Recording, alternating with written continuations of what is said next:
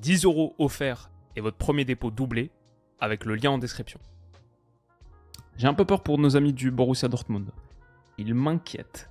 Et les amis, j'espère que vous allez tous très bien, tellement content de vous retrouver pour une nouvelle vidéo, un nouvel épisode de notre nouvelle série. On l'a lancé en milieu de semaine avec cet épisode inaugural dédié à Aston Villa qui rêve d'éliminer le Paris Saint-Germain. Notre nouvelle série, ouais, parce qu'on approche des quarts de finale de Champions, c'est top 8, top 8, les 8 derniers engagés. On va faire un épisode par club, force, faiblesse, rapport de scouting approfondi, à quoi ressemblent ces formations, comment est-ce que ça joue, est-ce qu'elles peuvent rêver d'aller au bout.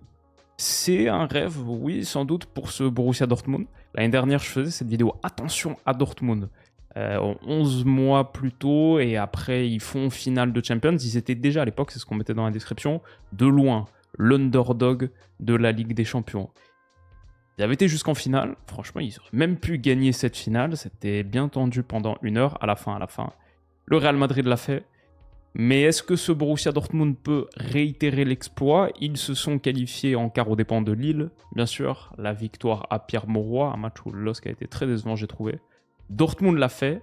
Ils rêvent de refaire le coup. Mais la réalité, c'est qu'il y a beaucoup de boulot, beaucoup de travail. On le voit semaine après semaine, notamment en Allemagne. Ils sont encore tombés contre Leipzig il y a quelques jours. C'est pas très bon Dortmund cette saison. Et alors l'expérience Nuri Sahin aura duré 27 matchs. Ça, c'était le début de saison. J'imagine qu'au 31 décembre, tout le monde lui a souhaité « Bonne année Nuri, la santé avant tout et bien sûr du succès dans ton job, etc. » Boum, 2025, ça commence 4 défaites d'affilée. Et bah, bye bye Nuri. Niko Kovac est arrivé. Il s'est installé sur le banc du Borussia Dortmund. Il y a eu quelques moments sympas, une grosse victoire 6-0, 2-0 contre St. Pauli, 2 succès d'affilée, victoire 3-0 contre le Sporting. Bon, récemment aussi une défaite 0-1 à la maison contre Augsbourg qui a valu l'opprobre des supporters, conspués par le mur jaune au coup de sifflet final. Ces gars-là de Dortmund, il y a une petite tension dans le groupe de ce que je lis ici et là. Ils sont 11e de Bundesliga, 11e. 35 points, ça les place désormais à 10 longueurs du top 4, même à 7 points des places européennes. Et il y a beaucoup d'équipes qu'il faudrait passer aussi pour y arriver. Donc, vraisemblablement, si Dortmund veut jouer l'Europe la saison prochaine, il faut gagner la Champions. Et ils sont, selon les bookmakers, l'équipe la moins probable, la moins bonne des 8. Ils sont cotés à 50 aussi, bien sûr. Parce qu'ils affrontent le Barça en quart de finale et leur qualif là est à 4,50. Dortmund est au pied du mur. Est-ce qu'ils peuvent le faire? Analysons un petit peu nos amis du BVB. Alors, les forces. On commence par les forces, comme toujours. La première, ouais, il y en a une. C'est Serhou Guirassy. C'est après tout le deuxième meilleur buteur de la Ligue des Champions. Kovac l'a appelé notre assurance vie. C'est unsere Lebensversicherung im Moment. Das ist der Spieler, je parle très mal allemand, mais c'est ce qui est écrit en tout cas. Juste au-dessus de la vidéo. Notre assurance vie, 10 buts en Champions pour Serhou Guirassy et 5 passes décisives aussi. Et il a marqué notamment contre le Sporting un but très important. Il est devenu un peu la figure de proue de ce Borussia Dortmund. Alors, je ne suis pas quelqu'un qui achète complètement le produit Guirassy. Je le mets comme ça en premier des forces de ce BVB. Je ne vais pas aller acheter demain toutes les actions Guirassy. J'ai quand même un petit peu de réserve. J'ai vu son interview par exemple avec Margot Dumont où on lui pose la question et il s'estime dans le panier de Mbappé, Salah et Haaland, en tout cas niveau statistique. Au dire les termes, c'est une dinguerie, il passe beaucoup de temps sur Twitter je pense. Mais je ne suis pas tout à fait pleinement convaincu par Serhou Guirassy. J'ai vu des mauvais matchs de Guirassy, j'ai vu un paquet de matchs moyens aussi. J'étais au stade par exemple le jour où il mettait son doublé. J'étais aux Ignali Iduna Park quand il met son doublé contre le Barça. En phase de ligue, pour retrouver le Barça, il en a planté un sur penalty, un dans le but vide, doublé, tout le monde, Guirassy, incroyable, un des meilleurs attaquants de la planète, etc. La réalité, tous ceux qui ont vu ce match, et je pense que les supporters de Dortmund s'en souviennent et seront d'accord avec moi, c'était pas un bon match de Guirassy. Beaucoup de loupés, pas très juste techniquement, c'était pas une grande rencontre de sa part, et c'est pas vraiment un tueur si on regarde les chiffres avancés par exemple et qu'on compare aux joueurs, il s'estime dans le panier 2. Il y a une saison vraiment où il surperforme nettement ses XG, c'est la saison dernière à Stuttgart. Voilà, il fait un très gros exercice, plus 7,2. Mais cette saison, par exemple, il est en dessous de ses XG, moins 2. Les saisons précédentes, il est à peu près à la moyenne, plus 0,9 au maximum, grosso modo à peu près correct et standard. Si on compare par exemple à Erling Haaland, à part les 2 dernières saisons. Sinon, ça, c'est des chiffres d'un mec qui est vraiment létal devant le but. Plus 4, plus 3, 5, plus 4, plus 7, 6. Si on compare à Mbappé, en vrai, un des meilleurs finisseurs de la planète. Il est constamment en surperformance de ses XG et nettement, saison après saison. Guirassy, c'est pas ce gars-là. Par contre, la raison pour laquelle je l'inclus quand même dans les forces de ce Borussia Dortmund, par contre, il apporte autre chose, au-delà des chiffres et même au-delà des buts. Une grande partie de la valeur de Serhou Guirassy est dérivée par ce qu'il apporte dans le jeu. Et ce Borussia Dortmund qui n'est pas extraordinaire sur son build-up play, la phase de construction, ils ont toujours Guirassy comme appui et comme possibilité de sauter ce milieu de terrain un petit peu compliqué. On voit régulièrement Kobel allongé, déviation ici de Guirassy pour Julian Brandt, et ça fait un ballon dangereux. Pareil ici quand Waldemar Anton, la liaison avec Marcel Sabitzer, elle aboutit pas trop, mais il y a Guirassy, voilà, ils se comprennent pas trop, mais il y a Guirassy pour la dévier, superbe, et ça va permettre d'aller écarter, chercher l'autre côté, et donner une action très très dangereuse, si je ne m'abuse, voilà, celle où Adeyemi touche la barre de Lucas Chevalier. Beaucoup de situations où Guirassy est cherché, et il remporte ces duels aériens. Ça aussi, c'était une grosse occasion, ni par ce centre de Ryerson et Maximilian Bayer, met sa tête à côté. Face à de la pression adverse aussi, quand tu sais pas trop bien sortir, Ryerson il allonge, ballon en cloche, et Guirassy non seulement remporte son duel, mais gagne la faute aussi. Et ça permet à tout le bloc de Dortmund de remonter. La réalité, c'est que sur ces chiffres avancés, pas forcément un tueur absolu, mais sur le nombre de duels aériens remportés, il est dans le premier 5e des avant-centres de la planète. Ouais, ça il le fait très très bien. Et dans l'ensemble, dans le jeu, il n'y a pas grand chose à dire. Je l'ai vu aussi contre Leipzig. En seconde période, Dortmund était mieux contre Leipzig. Top passe de Schlotterbeck. On va reparler vite de Schlotterbeck. Mais là, franchement, le travail que fait Guirassy là-dessus, contrôle, déviation en extension pour Max Bayer qui croque complètement. C'était du top travail. Franchement, ça c'était une top action. Et un off qui t'apporte ça, qui t'apporte du jeu de combinaison, qui donne la passe décisive pour Max Bayer sur le but de la qualif contre Lille, qui provoque aussi le penalty après cette déviation de Max Bayer dans l'intervalle. Est-ce qu'il y avait vraiment penalty? Il me semble à peine effleuré par Thomas Meunier, mais du travail et de la malice et un avant-centre qui pèse et qui a de la qualité dans le jeu de déviation. C'est une des raisons pour lesquelles Dortmund continue d'être pertinent sur pas mal de séquences. Donc, Serhou Guirassy, ouais. Nico Schlotterbeck, ça c'est une vraie force de Dortmund. Parce que pour moi, Guirassy n'est pas top 10 des meilleurs avant-centres de la planète. Honnêtement, je pense que je ne le mets pas top 15 et peut-être pas top 20. Par contre, Nico Schlotterbeck, dans le classement des meilleurs défenseurs centraux de la planète, lui je le mets top 20. Lui je le mets top 15. Et en fonction des matchs, peut-être parfois top 10. Lui, il est vraiment très très fort. Défensivement, c'est un central qui a beaucoup d'intelligence, de malice, je trouve. Il sait bien se positionner devant son vis-à-vis, genre ici Ayoub Boadi, gagner une faute quand Dortmund est un petit peu en train de souffrir, très malin. Il sait mettre la tête sur le pied d'Haraldsson pour gagner encore une faute ici. Il est rarement pris à revers, que ce soit dans son dos où il a une bonne capacité de mobilité, dans l'anticipation, l'agression. Il monte haut aussi et pas pris au dépourvu. Et bien sûr, il a sa qualité de pied. Ça, c'est un peu le truc classique avec Schlotterbeck. Régulièrement, contre Lille d'ailleurs en seconde mi-temps, quand Lille souffre beaucoup. Beaucoup parce que Schlotterbeck a sorti son pied vénéneux, empoisonné dans cette zone où Meunier était très exposé. Ça a été l'histoire tout au long du match, le petit ballon dans le dos pour Ryerson, pour Max Bayer quand il faisait ces appels-là. Très très dangereux. Encore une fois ici, ça sur 40 mètres. Dortmund ne sait pas trop bien sortir avec de la relance courte, mais par contre Schlotterbeck, boum, très dangereux. Et quand Meunier rip son contrôle, Ryerson en profite. C'était un mouvement extrêmement pertinent. Et on se souvient bien sûr de Schlotterbeck l'année dernière en demi-finale de Champions, face à la mauvaise pression de Mbappé. Il change d'idée, il change de direction et il envoie Niklas Füllkrug dans le dos de la ligne. Ça a fait 1-0 et derrière, Paris n'était jamais revenu dans cette double confrontation. Je l'ai vu aussi contre St. Pauli en championnat, quand Dortmund est un petit peu plus haut dans la moitié de terrain adverse. Sa qualité de pied, ça peut permettre de trouver les côtés, comme ici Yann Couteau. Borussia Dortmund procède énormément par centre, on va en parler.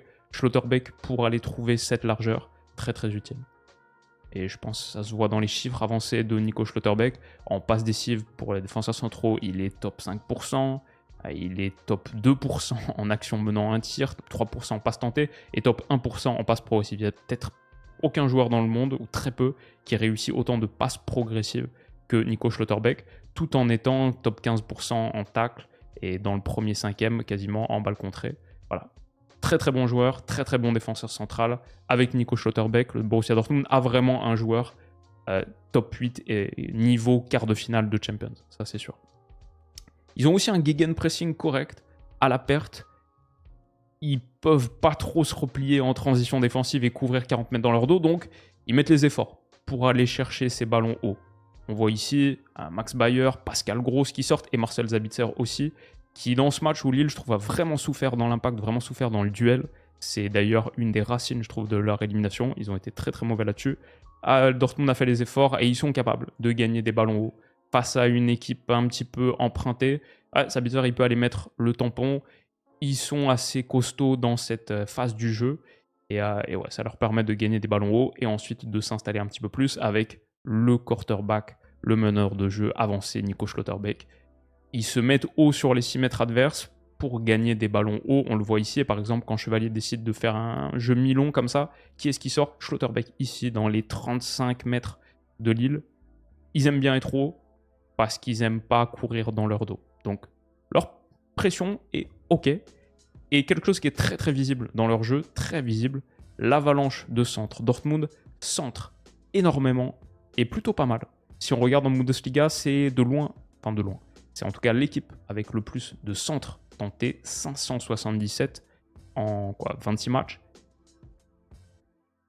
C'est pas forcément indicatif d'une bonne qualité de jeu, je dirais même peut-être au contraire.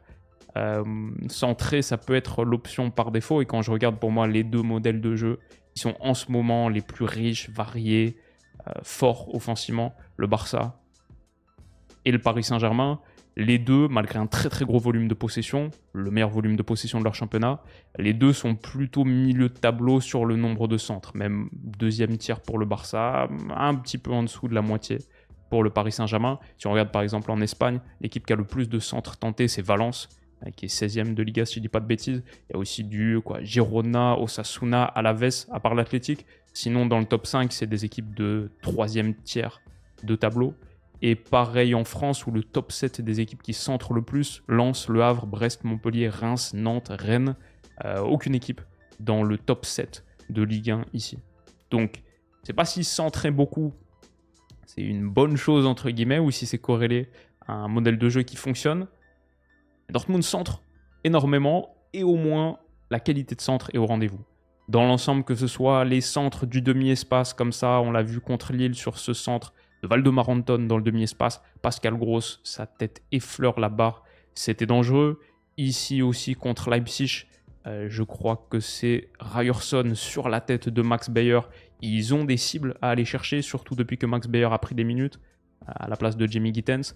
Max Bayer sur la barre, Julian Brandt là contre le Sporting, son centre, on a parlé, la tête de Guirassy pour la remettre de là où elle vient, magnifique. Guirassy, Bayer, Guirassy parfois au centre, et ici c'était Pascal Gross à la finition. Les deux premiers buts contre le Sporting sont venus de centre, il y a beaucoup de centres, et même l'action du 2-1 contre Lille, le but de la qualif de Max Bayer, il vient d'un centre. Waldemar Anton, projection, il est à 40 mètres excentré, qu'est-ce qu'il tente? Un centre. Il y a un joueur à aller chercher, un centre, Meunier qui a fait un match catastrophique est pris, ça arrive au second poteau, Ryerson, et ça va donner but avec le ballon de Guirassy pour Bayer. Mais voilà, il centre énormément, et dans l'ensemble, il centre plutôt pas mal. On va le considérer comme une force. Alors, les faiblesses. La première, j'ai appelé ça le désert de l'entrejeu, parce qu'au milieu, pour Dortmund, c'est sec, c'est aride. Dortmund a un Sahara dans son entrejeu. Ils sont ici, Marcel Sabitzer et Pascal Gross, qui sont les deux titulaires récemment.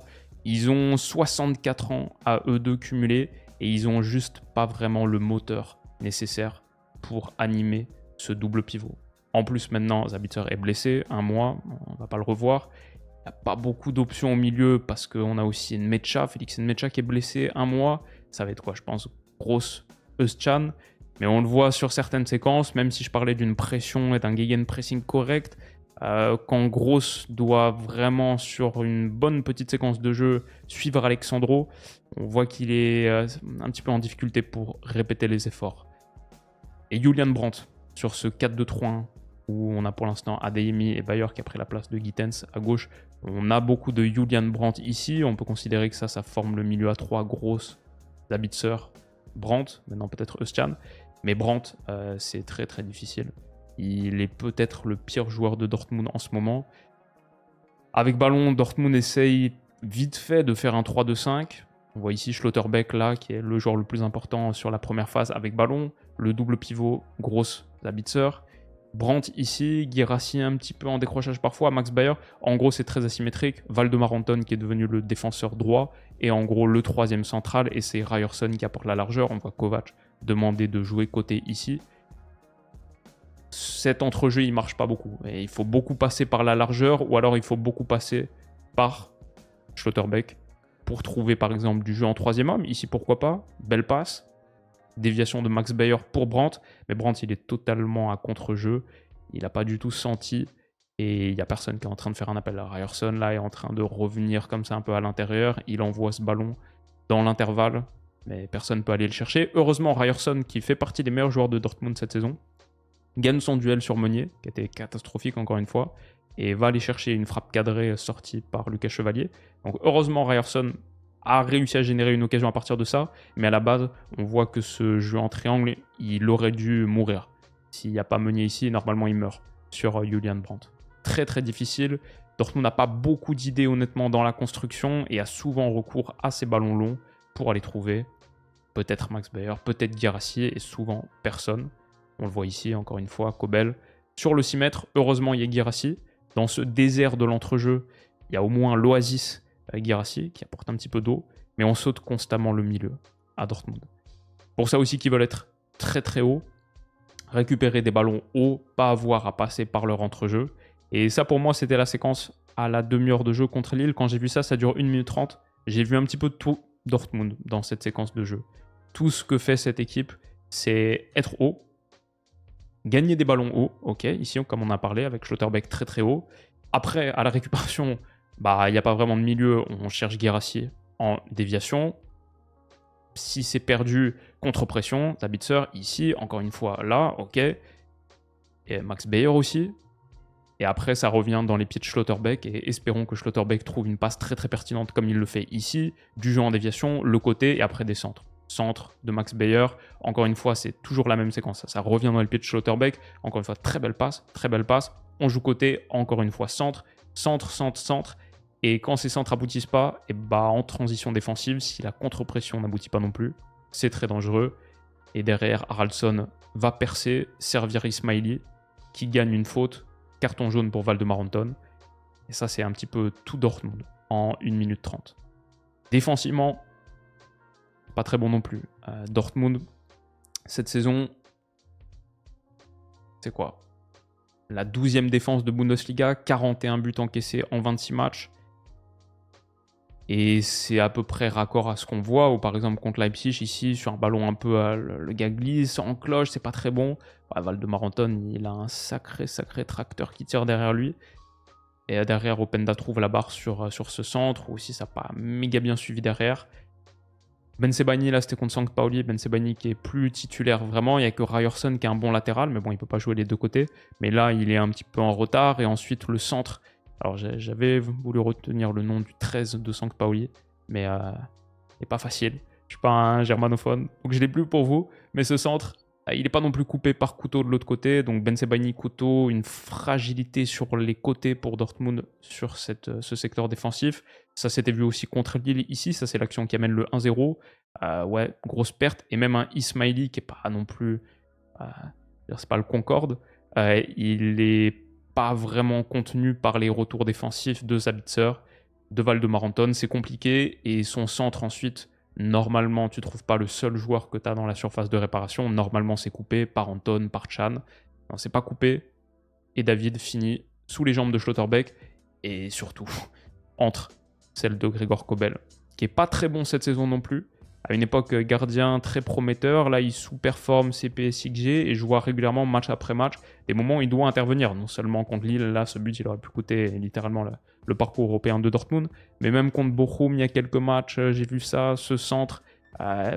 Normalement, ça doit pas passer.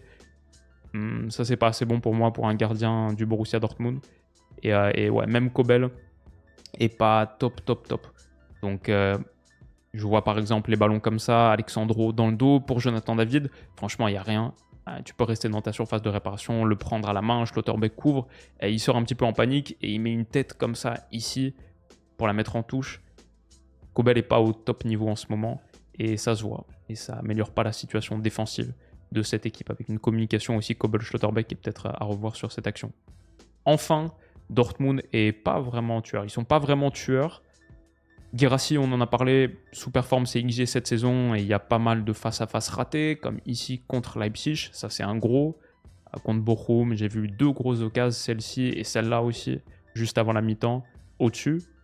C'est pas une catastrophe pour Guirassy, c'est légèrement en dessous de ses XG, mais si on ajoute à ça Maximilian Bayer aussi, qui en gâche énormément, Dortmund, je crois, a le 15e sur 18 pourcentage de tirs cadrés de Bundesliga, seulement 30%. Le Bayern, par exemple, est premier à 40%. Et c'est problématique que ce pourcentage soit si bas quand Dortmund a pourtant la 2e meilleure distance moyenne de tir.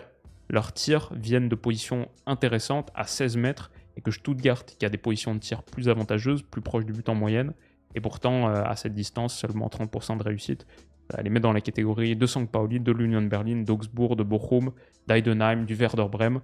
Ça, pour le coup, le pourcentage de tirs cadrés, c'est relativement prédictif de la qualité offensive d'une équipe. En tout cas, là, ce qu'on voit sur ce tableau de Bundesliga. Donc, ouais, Dortmund, pas tueur et cadre pas assez. Enfin, tout simplement, on finit par ça, on aurait peut-être dû commencer par ça, l'effectif est pas hyper riche. Je pense le gros problème de Dortmund sur les dernières saisons, c'est pas les entraîneurs. Les entraîneurs sont passés, sont venus, il y en a eu beaucoup. C'est la construction d'effectifs. L'effectif est juste pas assez bon. Quand je regarde aujourd'hui l'effectif de Dortmund, je vois un joueur pour sûr niveau quart de finale de Champions, Schlotterbeck. Peut-être on peut dire un deuxième avec Serhou Guirassy. Et après, c'est pas garanti non plus. Adeyemi, il y a des moments où c'est bon, d'autres beaucoup moins. Gittens a perdu sa place de titulaire depuis quelques matchs. Chukwuemeka, de ce que j'ai vu, parfois ça peut être intéressant. Peut-être il y a une opportunité ici pour le Borussia Dortmund avec un petit peu plus de temps de jeu pour Chukwuemeka. Et peut-être ça pourrait être pas mal. Ryerson est bon en ce moment. Après, est-ce que c'est vraiment niveau quart de finale de Champions? Je sais pas. L'effectif est pas incroyable, tout simplement. Et ouais, je pense on verra ce qui sera choisi au milieu de terrain. Mais même un gros Özcan avec la blessure de Sabitzer et Brandt, c'est un entrejeu qui, face au Barça, ça risque de souffrir pas mal. Et à l'heure du bilan, la réalité, c'est qu'avec le Borussia Dortmund, de tout ce que j'ai vu, oui, c'est logique, on a la pire équipe des 8 et d'assez loin. Et c'est pas pour moi une des 8 meilleures équipes d'Europe.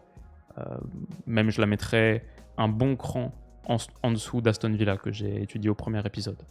Face à un Barça qui est très peu gêné par la pression, qui sait sortir et qui peut attaquer vite l'espace, ça me semble être un match-up assez horrible pour être honnête pour Dortmund.